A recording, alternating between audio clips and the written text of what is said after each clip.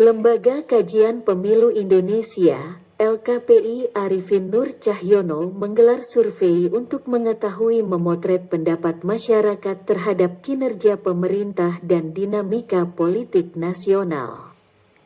Survei jajak pendapat dan survei ini dilakukan pada 28 Februari tanggal 8 Maret tahun 2021 dengan jumlah 1.898 responden yang digunakan sebagai pengambilan data yang akan dievaluasi.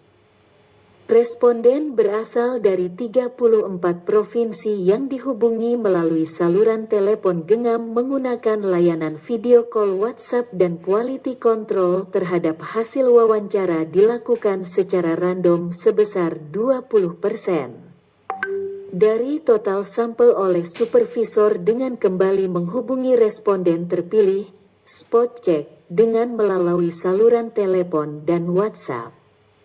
Dalam quality control tidak ditemukan kesalahan berarti.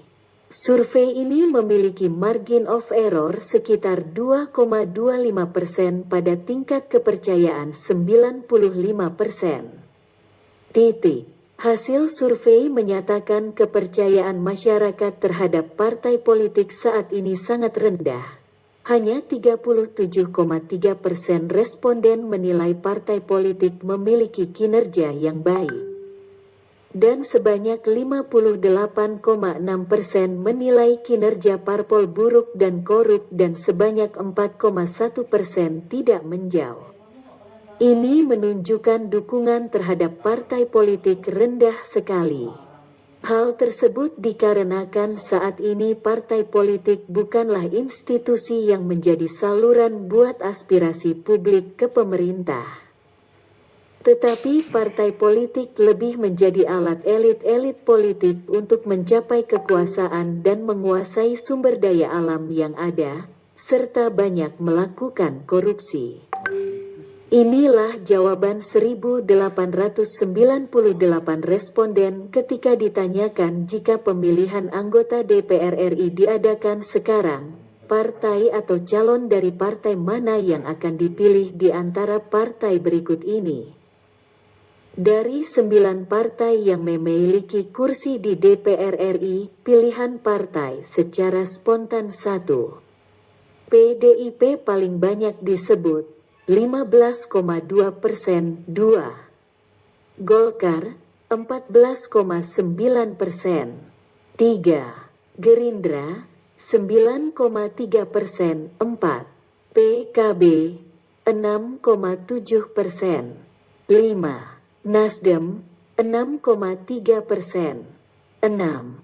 PKS, 5,2%, 7. Demokrat, 3,4%, 8. PPP, 3,1%, 9. PAN, 2,8%, 10. Belum menjawab 33,1%. Pada simulasi semi terbuka dengan menunjukkan daftar 9 partai dan responden boleh menyebutkan nama parpol lain. 1. PDIP paling banyak disebut, 18,2%, 2. Golkar, 17,9%, 3. Gerindra, 10,3%, 4. PKB, 6,9%, 5. Nasdem, 6,5%, 6. PKS, 5,3%, 7. Demokrat, 3,6%, 8. PPP, 3,2%, 9. PAN, 2,9%, 10. Partai lainnya, 4,7%, 11. Belum menjawab, 20,5%. Tantangannya ialah sejauh mana partai-partai politik di dalam koalisi bisa turut memperkuat iklim politik supaya lebih kondusif.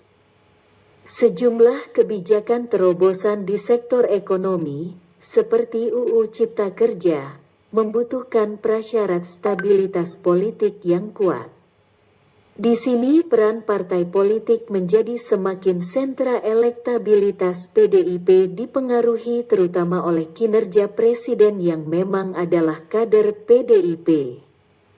Karena tingkat kepuasan kepada kinerja presiden masih baik, yakni di angka hampir 82,8%, maka elektabilitas PDIP juga tetap bertahan walaupun kadernya di pemerintahan Jokowi Maruf Amin ditangkap KPK.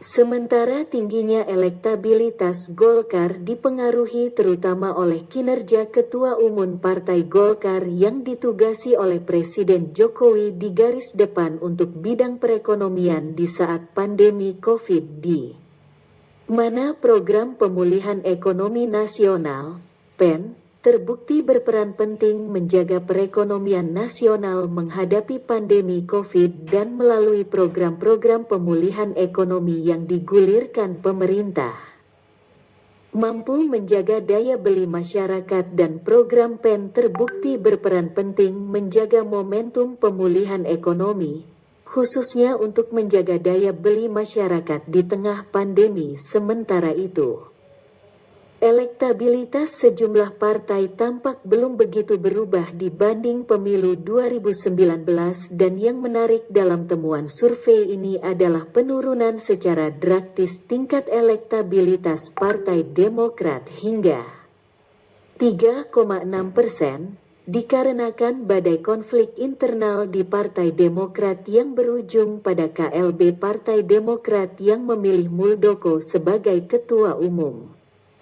Elektabilitas Partai Gerindra dibandingkan survei bulan Januari tahun 2021 dari Gerindra sebesar 6,6% menjadi 10,3% karena Gerindra berhasil melakukan reposisi isu yang membuat masyarakat tertarik serta persepsi masyarakat untuk kembali memilih Gerindra karena anggapan masyarakat Partai Demokrat terancam tidak bisa ikut pemilu 2024 karena kepengurusan ganda. Tingkat elektabilitas tentu saja masih bisa berubah seiring dengan makin dekatnya waktu pemilu dan makin aktifnya partai-partai dalam menjalankan mesin politiknya untuk persiapan pemilu.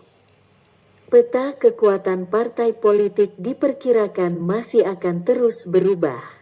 Perubahan sikap dan kecenderungan perilaku pemilih masih sangat mungkin terjadi, mengingat pemilu mendatang masih cukup lama dan sejalan dengan keberhasilan pemerintah menangani dampak COVID-19.